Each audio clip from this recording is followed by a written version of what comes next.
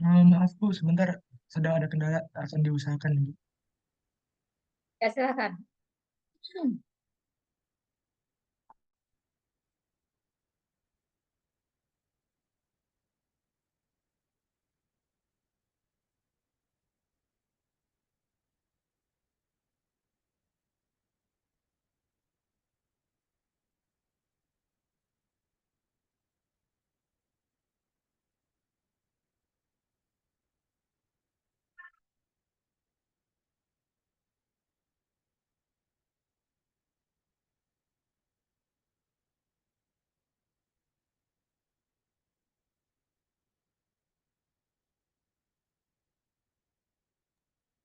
Oke, apakah sudah bisa dilihat share screen-nya? Ya, udah. Silakan Pandu. Udah bisa. Oke, kepada moderator dari kelompok kami dipersilakan. Baik, terima kasih Pandu. Selamat siang, Ibu Faza, selaku dosen pengampu mata kuliah ke Bank Sentralan dan Lembaga Keuangan Pendidikan Ekonomi A tahun 2023, dan selamat siang kepada teman-teman Pendidikan Ekonomi A yang hadir pada Zoom meeting kali ini. Di sini izinkan saya sebagai moderator dari kelompok 1 untuk memimpin jalannya diskusi pada kali ini mengenai Bank Indonesia. Boleh di next. Nah, untuk anggota kelompok kami, itu pertama ada Ahmad Zulfikar Hasugian, ada saya sendiri, Azura Aurora, Kaila Syairunisha, Muhammad Faisal, Muhammad Zaki Izul Haq, Pandu Rizky Putra, dan Siva Sabrila. Selanjutnya akan ada pembacaan materi, selanjutnya ada table of content atau materi-materi yang akan kita bawakan pada diskusi kali ini. Ada pengertian Bank Indonesia, sejarah, tujuan, pilar, tugas, dan wewenang dari Bank Indonesia. Ada peran Bank Indonesia, penyelenggaraan sistem pembayaran, pengelolaan uang rupiah, dan gubernur Bank Indonesia. Langsung masuk ke materi yang pertama, itu pengertian Bank Indonesia yang akan dibacakan oleh rekan saya. Kepada Siva Sabrila, dipersilakan. Oke, terima kasih Azura. Jadi di sini yang pertama ada pengertian dari Bank Indonesia itu sendiri ya. Jadi Bank Indonesia merupakan bank sentral negara Republik Indonesia. Nah, status dan kedudukan Bank Indonesia ini adalah sebagai suatu lembaga yang independen. Jadi independen di sini itu maksudnya Bank Indonesia bisa berdiri sendiri atau bisa mengatur urusannya sendiri tanpa campur tangan pemerintah ataupun pihak lain gitu ya. Kecuali untuk hal-hal yang tegas diatur dalam undang-undang. Boleh di next? Oke, selanjutnya di sini ada penjelasan mengenai status dan kedudukan Bank Indonesia. Yang pertama, yaitu Bank Indonesia sebagai lembaga negara yang independen.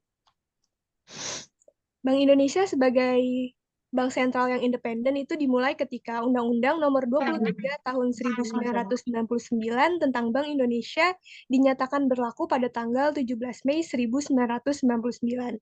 Nah, undang-undang ini itu memberikan status dan kedudukan Bank Indonesia sebagai suatu lembaga negara yang independen dan juga bebas dari campur tangan pemerintah ataupun pihak lainnya.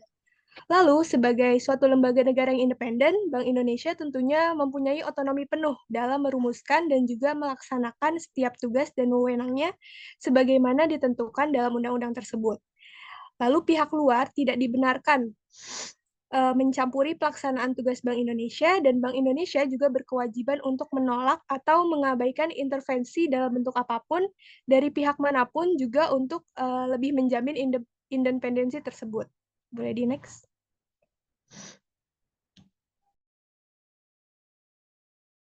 Lalu yang kedua ini status dan kedudukan Bank Indonesia sebagai badan hukum. Jadi status Bank Indonesia baik sebagai badan hukum publik maupun badan hukum perdata ditetapkan dengan undang-undang. Sebagai badan hukum publik, Bank Indonesia ini berwenang untuk menetapkan peraturan-peraturan hukum yang merupakan pelaksanaan dari undang-undang yang mengikat seluruh masyarakat luas sesuai tugas dan wewenangnya. Lalu, sebagai badan hukum perdata, Bank Indonesia ini dapat bertindak untuk dan juga atas nama sendiri di dalam maupun di luar pengadilan.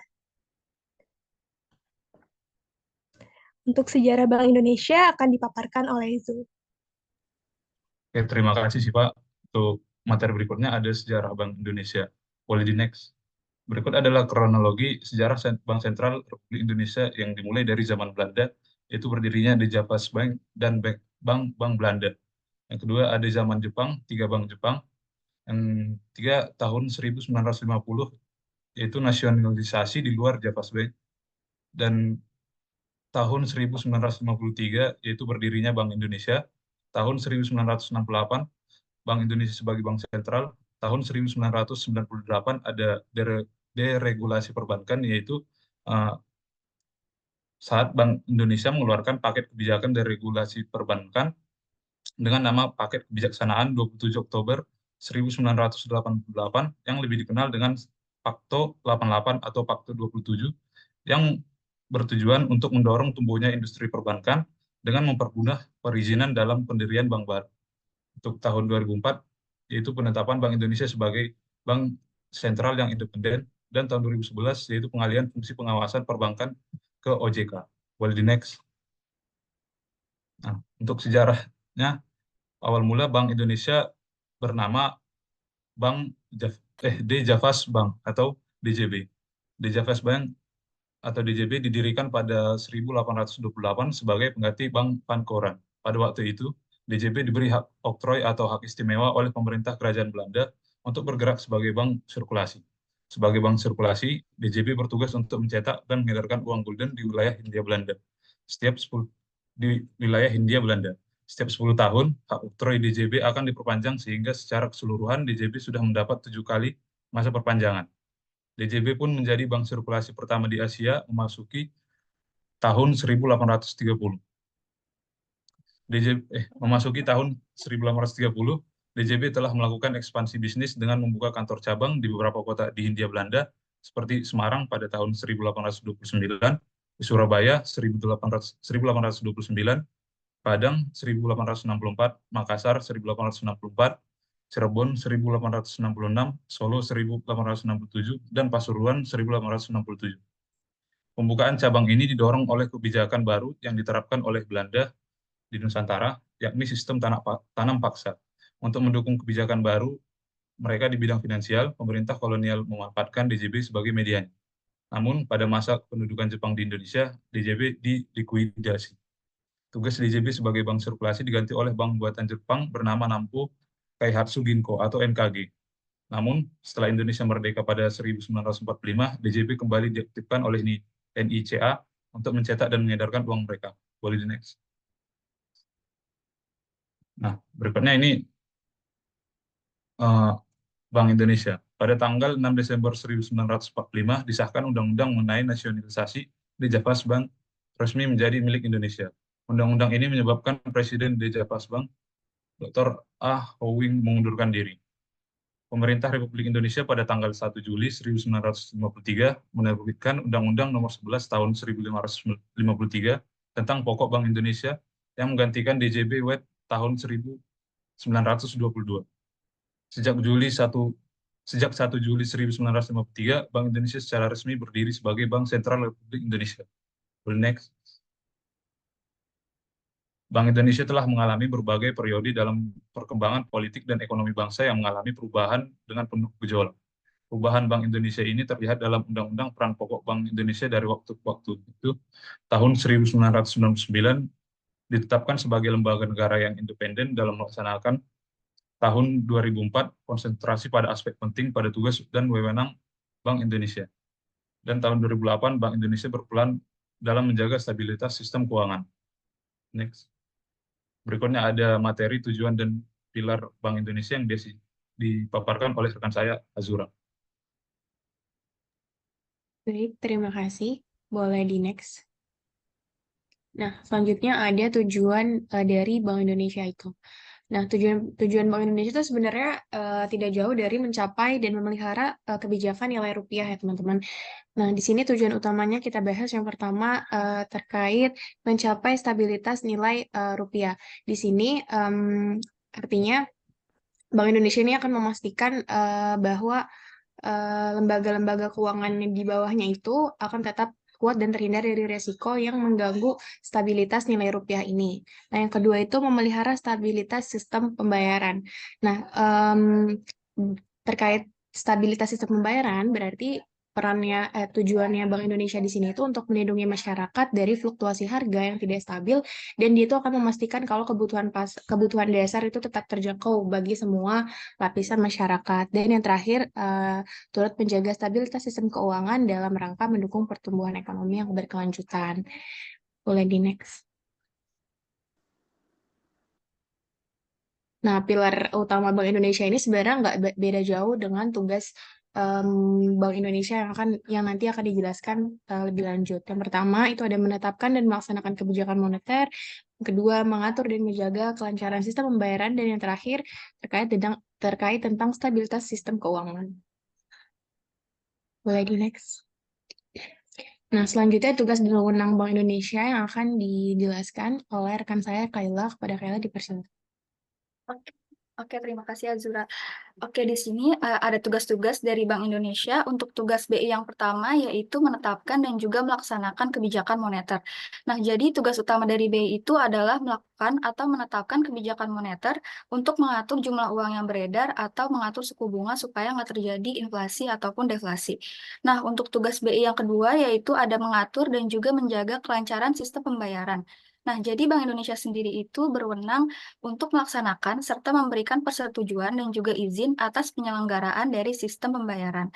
Untuk tugas yang terakhir yaitu ada menjaga stabilitas sistem keuangan.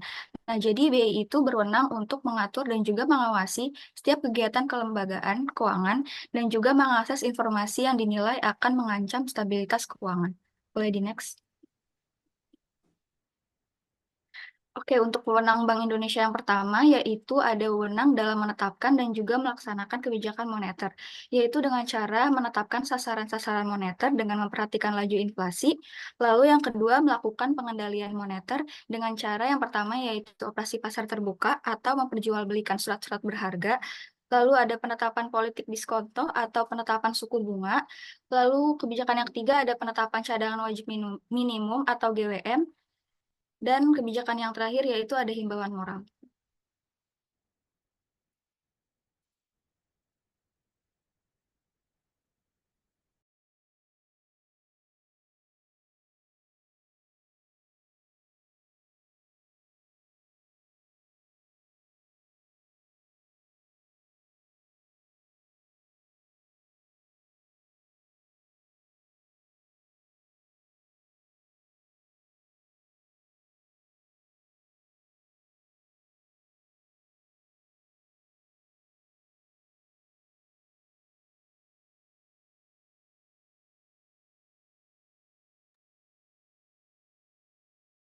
Oke, baik, boleh di next.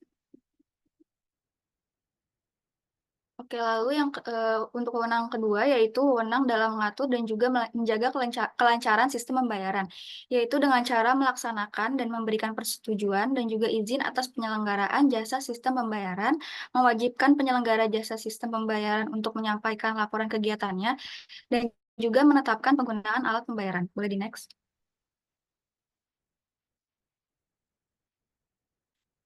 Oke, untuk wewenang yang terakhir, yaitu wewenang dalam menjaga stabilitas sistem keuangan dengan cara yang pertama yaitu mengawasi kegiatan lembaga keuangan, mengakses informasi mengenai stabilitas keuangan, dan juga sebagai lender of the last resort. Jadi maksud dari lender of the last resort ini adalah Bank Indonesia sebagai sumber pinjaman terakhir. Jadi kalau misalkan ada bank yang mengalami kesulitan likuiditas, maka BI akan memberikan fasilitas kredit atau pembiayaan.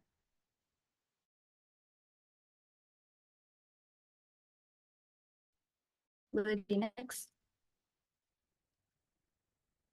Oke, untuk pemaparan materi peran Bank Indonesia akan dipaparkan oleh Muhammad Zaki. Kepada Zaki, dipersilakan. Oke, selanjutnya ada peran Bank Indonesia. Peran Bank Indonesia itu ada 5. Yang pertama sebagai regulator, operator, mengatur perizinan, mengatur pengawasan, dan juga sebagai fasilitator. Di mana Bank Indonesia sebagai regulator itu berperan sebagai regulasi atau pembuat peraturan terkait sistem pembayaran di Indonesia. Nah, peran ini bertujuan agar transaksi pembayaran itu dilakukan oleh masyarakat dapat berjalan dengan aman dan juga menghindari penipuan atau tindak kejahatan lainnya.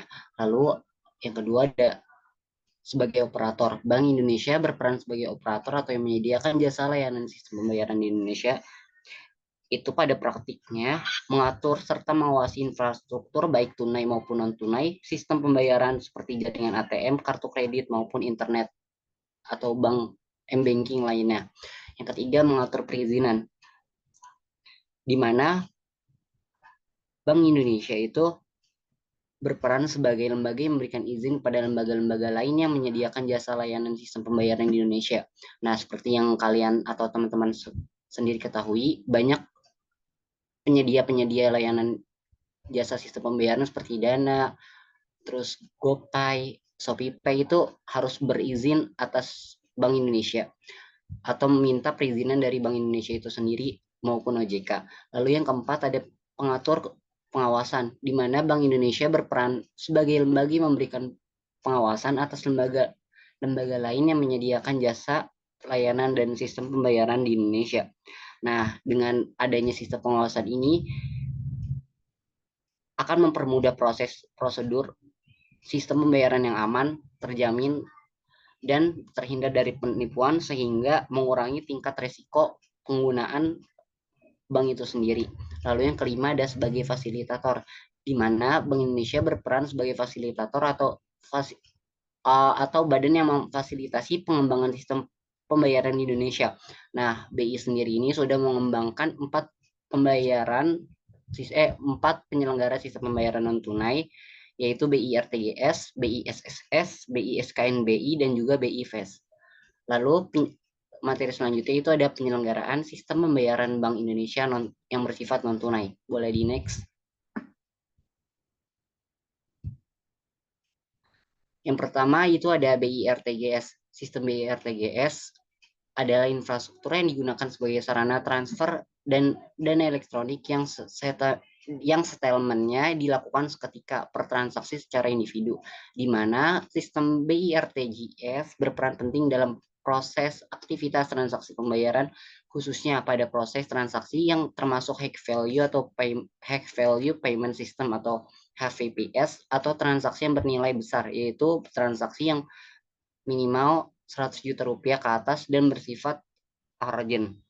Dan penyelenggaraan sistem BI RTGS ini mengacu pada standar International Principle for Financial Market Infrastructure atau PFMI yang diterbitkan oleh CPSS IOSCO yang menyusun prinsip penyelenggaraan sistem pembayaran RTGS itu sendiri.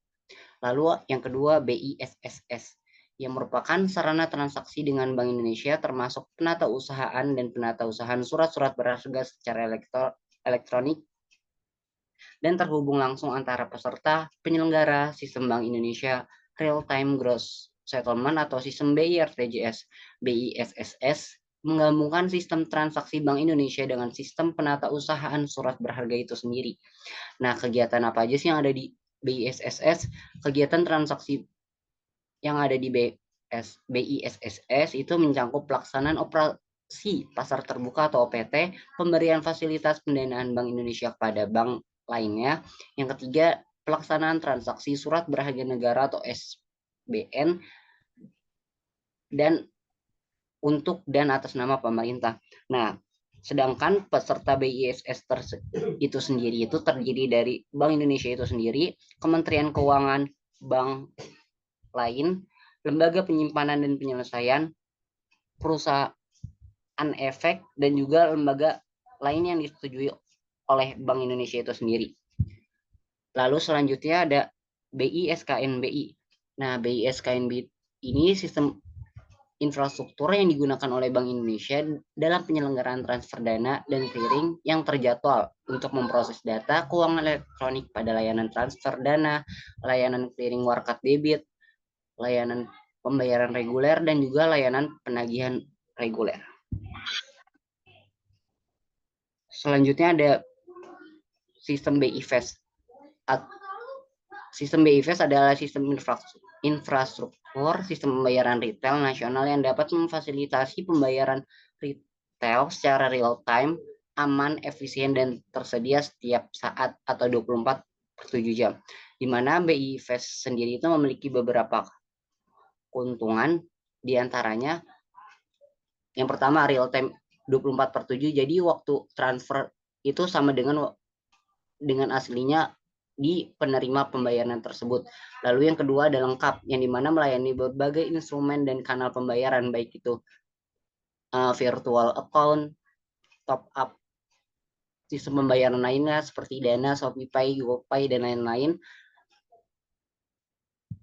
Lalu bisa juga untuk BI-FAST ini itu biasanya nyediain kayak jasa pulsa gitu buat paket data. Lalu yang ketiga ada secure atau aman. Sistem BI-FAST sendiri itu sudah dilengkapi dengan fitur fraud detection dan anti money laundering atau AML, countering financing of terrorism atau CFT. Lalu yang terakhir ada efisien, di mana BI-FAST itu memiliki keuntungan di mana penggunaan proxy address sebagai alternatif nomor rekening itu bisa sama dengan nomor HP-nya itu sendiri. Oke, boleh di next. Selanjutnya ada pengelolaan uang rupiah yang akan dijelaskan oleh rekan saya, Faisal.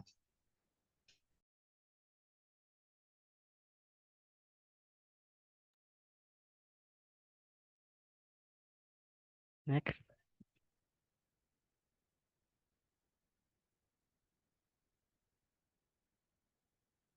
Pengelolaan uang rupiah sesuai Undang-Undang Nomor 7 Tahun 2011 tentang mata uang, Bank Indonesia diberikan tugas dan kewenangan pengelolaan uang rupiah mulai dari tahapan perencanaan, pencetakan, pengeluaran, pengedaran, pencabutan, dan penarikan, sampai dengan pemusnahan.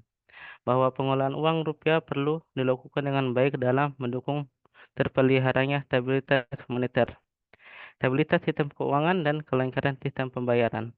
Pengelolaan uang rupiah yang dilakukan oleh Bank Indonesia ditujukan untuk menjamin tersedianya uang rupiah yang layak edar, denominasi sesuai, tepat waktu sesuai kebutuhan masyarakat, serta aman dari upaya pemalsuan dengan tetap mengedepankan efisiensi dan kepentingan nasional. Next. Yang pertama ada perencanaan.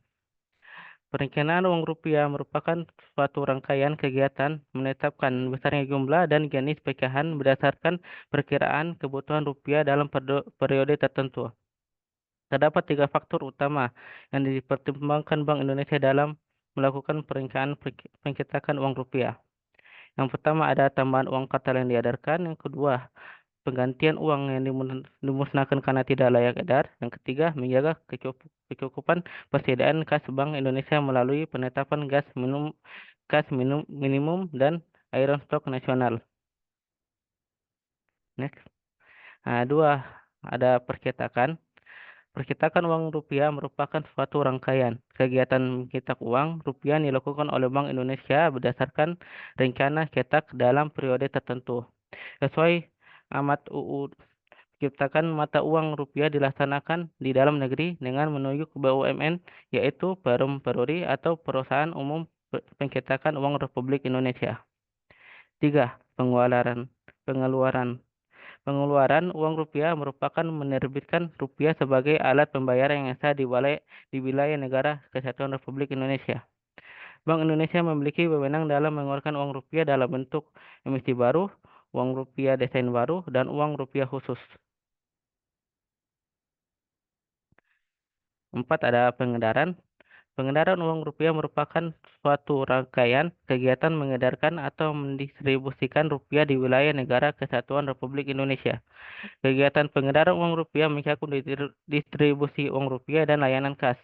5. Ada pencabutan atau penarikan. Pencabutan dan penarikan uang rupiah merupakan suatu rangkaian kegiatan yang menetapkan rupiah tidak berlaku lagi sebagai alat pembayaran yang sah di wilayah negara Kesatuan Republik Indonesia. Pencabutan dan penarikan uang dilakukan dengan berbagai pertimbangan, di antaranya masa edar suatu pecahan sudah terlalu lama dan adanya perkembangan teknologi unsur pengaman pada uang. Yang keenam ada pemusnahan.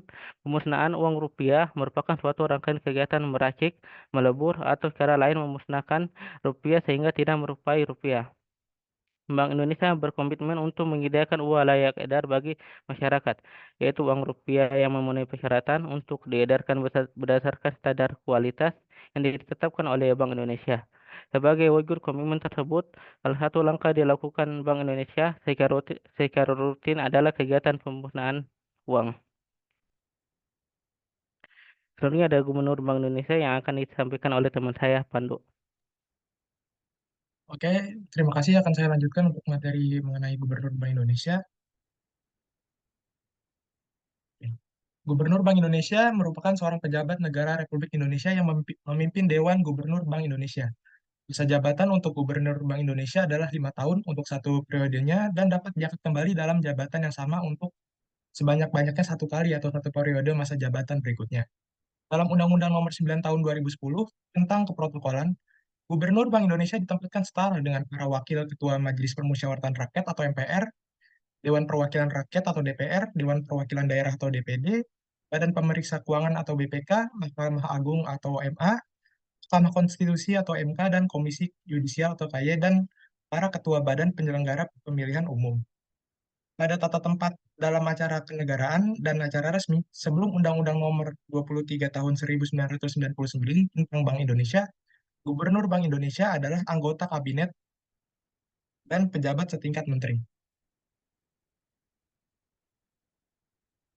Nah, ini ada Gubernur Bank Indonesia dari masa ke masa. Yang pertama itu ada Syafruddin Prawiranegara sebagai Gubernur Bank Indonesia pertama, menjabat sejak 1 Juli 1953 hingga 20 Januari 1958. Lalu ada Mr. Lukman Hakim, Gubernur Bank Indonesia kedua, menjabat pada 9 April 1958 hingga 31 Agustus 1959. Lalu ada Gubernur Bank Indonesia ketiga, Sutikno Slamet, yang menjabat sejak 31 Agustus 1959 hingga 1 November 1960.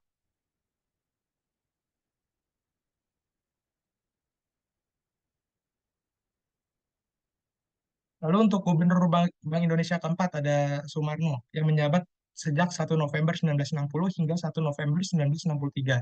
Dilanjutkan oleh Tuku Yusuf Muda Dalam sebagai Gubernur Bank Indonesia kelima, yang menjabat sejak 10 Desember 1963 hingga 27 Maret 1966. Lalu dilanjutkan oleh Dr. Andes Radius Prawiro, Gubernur Bank Indonesia ke-6, yang menjabat sejak 27 Maret 1966 hingga 5 April 1973. Lalu Gubernur Bank Indonesia ke-7, Riman Saleh, menjabat pada 5 April 1973 hingga 16 Maret 1983, dilanjutkan Dr. Arifin Muhammad Siregar sebagai Gubernur Bank Indonesia ke-8, yang menjabat sejak 16 Maret 1983 hingga 27 Maret 1988. Lalu dilanjutkan Andrews Moy, Gubernur Bank Indonesia ke-9, yang menjabat sejak 27 Maret 1988 hingga 27 Maret 1993. Lalu untuk Gubernur Bank Indonesia ke-10, Pak Sudrajat Jiwandono, yang menjabat pada 27 Maret 1993 hingga 11 Februari 1998, dilanjutkan oleh Syahril Sabirin sebagai Gubernur Bank Indonesia ke-11, yang menjabat sejak 11 Februari 1998 hingga 17 Mei 2003. Lalu dilanjutkan oleh Burhanuddin Abdullah sebagai Gubernur Bank Indonesia ke-12, yang menjabat sejak 17 Mei 2003 hingga 17 Mei 2008. Lalu Gubernur Bank Indonesia ke-13, Budiono, yang menjabat pada 22 Mei 2008 hingga 19 Mei 2009. Karena pada saat itu beliau memutuskan untuk mundur sebagai Gubernur Bank Indonesia karena akan menjadi calon wakil presiden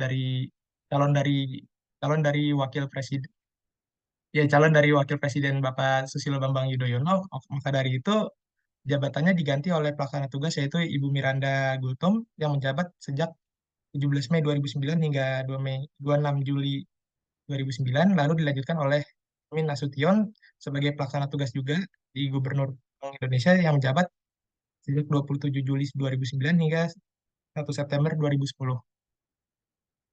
Lalu Bapak Darmin Nasution juga akhirnya diangkat menjadi Gubernur Bank Indonesia ke-14 pada 1 September 2010 hingga 23 Mei 2013.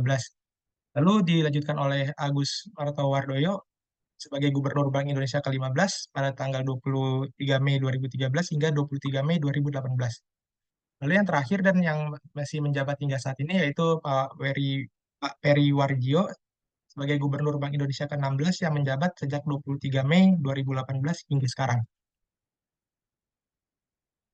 Oke, saya kembalikan kepada moderator.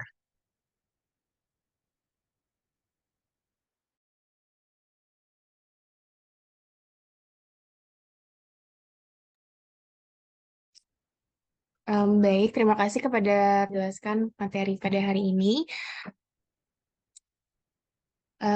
Selanjutnya mungkin ada sesi tanya jawab untuk teman-teman yang memiliki pertanyaan kepada kelompok 1, boleh dinyalakan fitur raise hand-nya terlebih dahulu.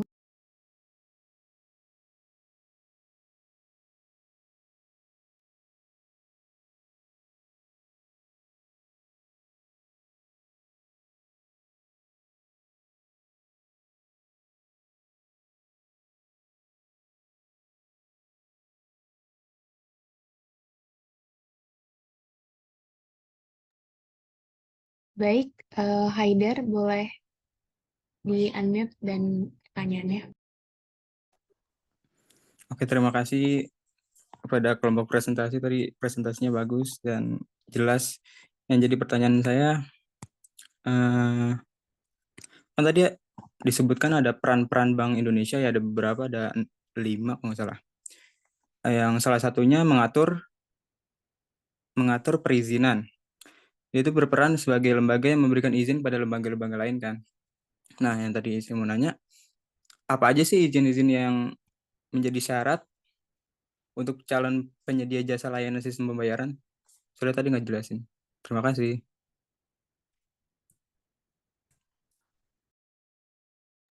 Baik, terima kasih Haidar. Untuk pertanyaannya mungkin akan kita tampung dulu. Untuk teman-teman yang lain yang mau bertanya boleh raise hand juga.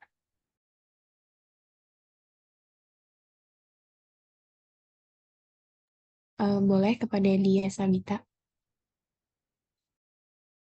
Terima kasih ya Zura Aurora atas kesempatannya.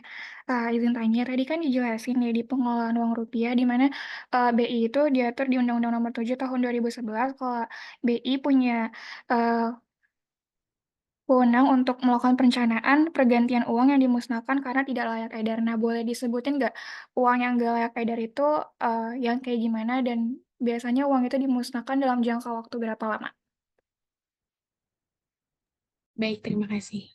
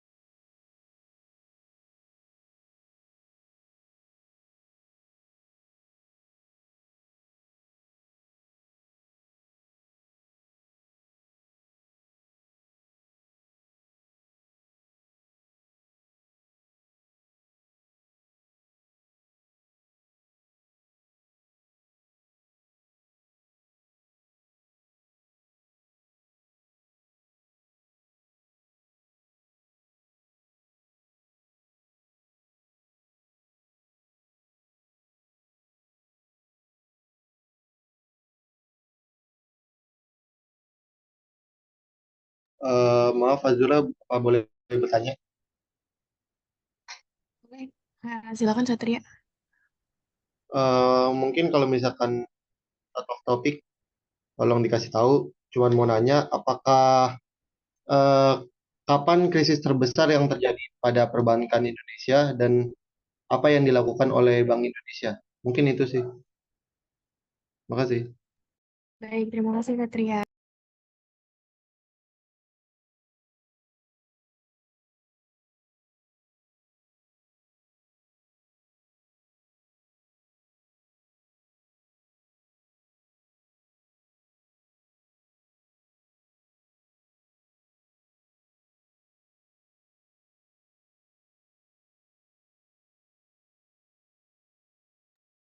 Untuk Eh, pertanyaan Haidar, akan silakan Pandu. oke, pertanyaan Haidar aja dulu. Oh, Lanjutin aja. baik. Ya, untuk pertanyaan Haidar mungkin akan dijawab oleh rekan kami kepada Muhammad Zaki Zulhak. Silakan. Oke, tadi kan terima kasih sebelumnya atas pertanyaannya Hidar. Kan tadi nanyanya syarat aspek perizinan dari Bank Indonesia sendiri ya. Nah, biasanya untuk syarat atau aspeknya mendapatkan perizinan dari Bank Indonesia itu sendiri, biasanya Bank Indonesia melakukan prosedur perizinan yang dimana prosedur perizinan itu adanya perizinan PJP, penetapan PIP, dan juga sorry, yang pertama itu ada perizinan PJP dan juga penetapan PIP, yang dimana penetapan PIP itu bersyaratkan atau aspek-aspek itu meliputi yang pertama itu lembaganya itu harus kelembagaan, yang kedua permodalan dan keuangan, yang ketiga harus ada manajemen risiko, dan yang keempat kapabilitas sistem informasi yang layak atau mumpuni. Nah, buat perizinan PJP-nya itu sendiri itu dibedakan menjadi 3 golongan. Yang pertama, golongan pertama itu biasanya aktivitasnya yang pertama itu penata usahaan sumber dana, yang kedua penyediaan informasi sumber dana, dan yang ketiga payment initiation atau acquiring service, dan yang keempat pelayanan remitansi. Untuk kategori izin 2 itu meliputi aktivitas penyediaan informasi sumber dana dan juga payment initiation atau acquiring service. Lalu untuk kategori izin 3 meliputi aktivitas yang pertama layanan remitansi, dan juga layanan yang kedua itu layanan lainnya yang ditetapkan Bank Indonesia itu sendiri. Lalu untuk tata cara perizinan dan penetapannya itu yang pertama, sebelum mengajukan perizinan sebagai PJP atau penetapan sebagai PIP, calon PJP atau PIP harus menghindari pre-consultative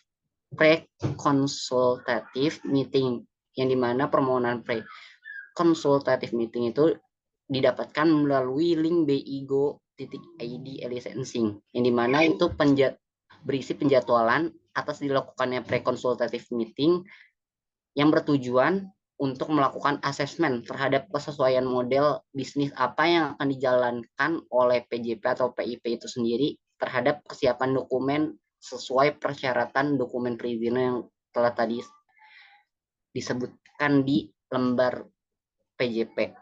Lalu calon yang selanjutnya, calon yang kedua itu harus melakukan asesmen secara mandiri, yang dimana untuk memastikan seluruh persyaratan izinnya tersebut itu udah sesuai nih dari Bank Indonesia itu sendiri nanti bakalan netapin untuk ke tahap selanjutnya. Jadi diperiksa secara mandiri dulu oleh Bank Indonesia melalui tadi itu bigo.id licensing. Lalu yang ketiga, jika sudah ditetapkan menjadi calon anggota PIP, itu calon PJP-nya itu wajib membuka aplikasi e-licensing Bank Indonesia, yang dimana aplikasinya itu memuat permohonan yang pertama itu melakukan registrasi sistem e-licensing untuk mendapatkan akses usaha, yang kedua memilih jenis permohonan yang akan diajukan, yang ketiga mengisi informasi profil perusahaan atau data usaha, yang keempat mengisi informasi kelembagaan dan mengunggah kembali dokumen-dokumen yang telah ditetapkan dan dipersyaratkan sesuai dengan Bank Indonesia pada halaman perizinan sistem pembayaran yang ada di PJP. Lalu Langkah selanjutnya itu tinggal dikirim aja melalui aplikasi. Nah, selanjutnya permohonan atau penetapan itu diajukan dalam sistem e-licensing yang disampaikan kepada permohonan izin PJP berdasarkan kategori baik 1, 2 maupun 3.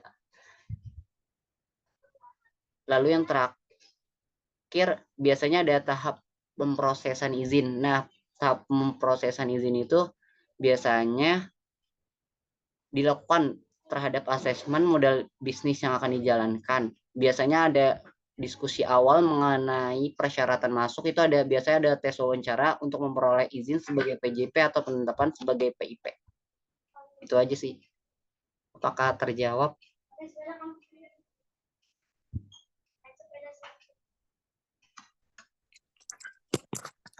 Terjawab, Mas. Terima kasih.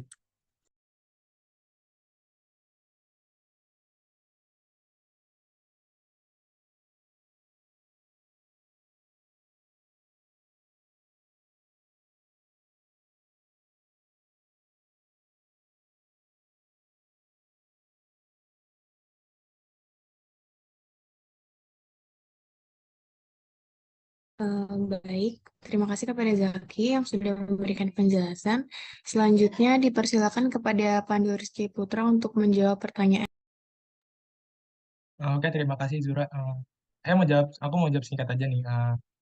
Buat pertanyaan Dias, mungkin inti pertanyaan dari Dias itu sebenarnya apa sih ciri-ciri dari uang yang tidak layak edar dan gimana sih pemusnahannya ya? Mungkin seperti itu.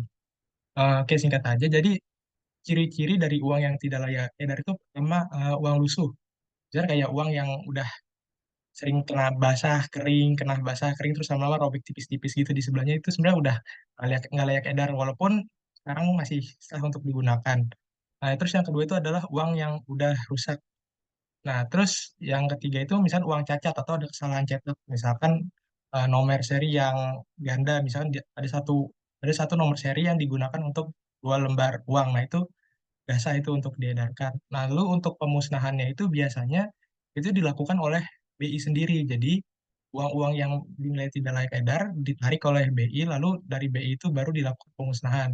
Sedangkan kalau misalkan kita sendiri yang memusnahkan uang yang tidak layak edar itu seperti uang ciri-ciri uang yang tadi disebutkan, itu masih bisa kena pidana. Misalnya soalnya itu masih dihitung sebagai tindakan perusakan mata uang. Nah, di situ ada pidananya yaitu kalau tidak salah 5 tahun maksimal 5 tahun penjara ataupun 1 miliar denda. Nah, mungkin itu aja. Oh ya, sama tambahan nih, kalau uang itu masih bisa ditolerir sebagai alat pertukaran, minimal itu kerusakannya tidak boleh lebih dari sepertiga. Jadi kalau misalkan kalian punya uang, lalu misalkan uangnya robek nih, tapi robeknya itu tidak sampai sepertiga dari ukuran asli uang tersebut. Nah, itu secara hukum masih sah sebagai alat tukar. Tapi kalau misalnya sudah lebih dari itu, kita sudah tidak bisa. Oke, segitu aja. Mungkin semoga menjawab. Mungkin ada yang mau menambahkan. Bagaimana Dias? Apakah cukup? Ya, cukup Zura. Terima kasih Pandu dan Zura. Ya, sama-sama. Baik, terima kasih Pandu telah memberikan penjelasan kepada Dias. Selanjutnya di sini mungkin saya akan menjawab pertanyaan dari Satria terkait kapan em, krisis perbankan di Indonesia terbesar gitu ya. Menurut informasi dari media, itu tuh terjadi sekitar bulan Juli tahun 1998, di mana saat itu tuh uang rupiah itu menyentuh, nilai rupiah itu menyentuh sekitar 14 ribuan lah. Nah, pada saat ini tuh namanya krisis moneter ya, di tahun 1998, di mana di dalam krisis moneter ini terjadi namanya bank run, di mana bank run ini tuh adalah fenomena penarikan uang secara besar-besaran yang terjadi di bank. Jadi saat itu hampir semua bank itu mengalami kesulitan likuiditas karena itu penarikan uang secara besar-besaran itu. Jadi banknya itu banyak yang minus dan minus itu pada modalnya gitu. Dan karena likuiditasnya kurang, kemudian banknya banyak yang minus, akhirnya ada namanya pencabutan izin usaha nih pada 16 bank di tahun 1998. Dan diikuti bangkrutnya bank-bank berikutnya, kayak gitu sih. Mungkin untuk solusinya akan ditambahkan oleh rekan saya. Kepada Kayla, dipersilakan. Oke, baik. Untuk solusi yang dilakukan oleh pemerintah Bank Indonesia dan juga IMF, yaitu pemerintah Indonesia itu melakukan bantuan dari dana moneter IMF. Jadi, pemerintah Indonesia itu meminta bantuan keuangan dari IMF untuk mengatasi krisis moneter yang melanda. Terus juga ada pemulihan stabilitas keuangan. Jadi, Bank Indonesia itu mengambil langkah-langkah untuk melakukan stabilitas keuangan dengan cara melakukan kebijakan-kebijakan moneter. Lalu ada reformasi struktural, yaitu pemerintah Indonesia di bawah kepemimpinan Soeharto mengumumkan serangkaian reformasi struktural yang meliputi deregulasi sektor keuangan, peningkatan transparansi kebijakan fiskal dan moneter, serta restrukturisasi perbankan. Lalu untuk solusi selanjutnya yaitu ada penyitaan dan juga penyelamatan bank. Jadi pemerintah Indonesia di sini melakukan penyitaan terhadap beberapa bank yang mengalami masalah keuangan dan juga melakukan penyelamatan terhadap bank-bank yang dianggap memiliki prospek pemulihan yang baik. Mungkin untuk solusi-solusi berikutnya akan dijelaskan oleh Siva. Terima kasih Kayla. Jadi untuk solusi selanjutnya itu ada reformasi sistem keuangan. Jadi pemerintah Indonesia ini melakukan reformasi sistem keuangan dengan mengenalkan berbagai kebijakan untuk meningkatkan pengawasan dan juga pengaturan perbankan serta menguatkan modal bank. Lalu kemudian ada pemotongan subsidi dan pengendalian inflasi. Jadi pemerintah ini juga melakukan pemotongan subsidi untuk menstabilkan anggaran dan juga mengendalikan inflasi yang meningkat. Lalu yang terakhir, ada pemulihan ekonomi. Jadi pemerintah ini melakukan beberapa langkah untuk memulihkan pertumbuhan ekonomi, termasuk stimulan fiskal dan moneter, serta program-program pembangunan infrastruktur gitu. Mungkin itu aja. Gimana Satria, apakah terjawab? Sudah cukup, terima kasih. Oke, baik. Terima kasih Satria.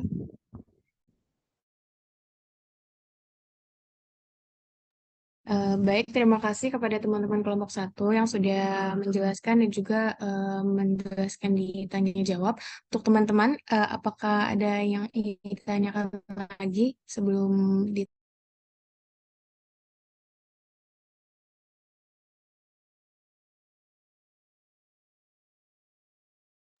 Baik, kalau tidak ada yang ingin ditanyakan lagi, mungkin cukup sekian penjelasan presentasi terkait Bank Indonesia yang dapat kami sampaikan. Kurang lebihnya mohon maaf. Assalamualaikum warahmatullahi wabarakatuh. Saya kembalikan kepada Ibu Faza.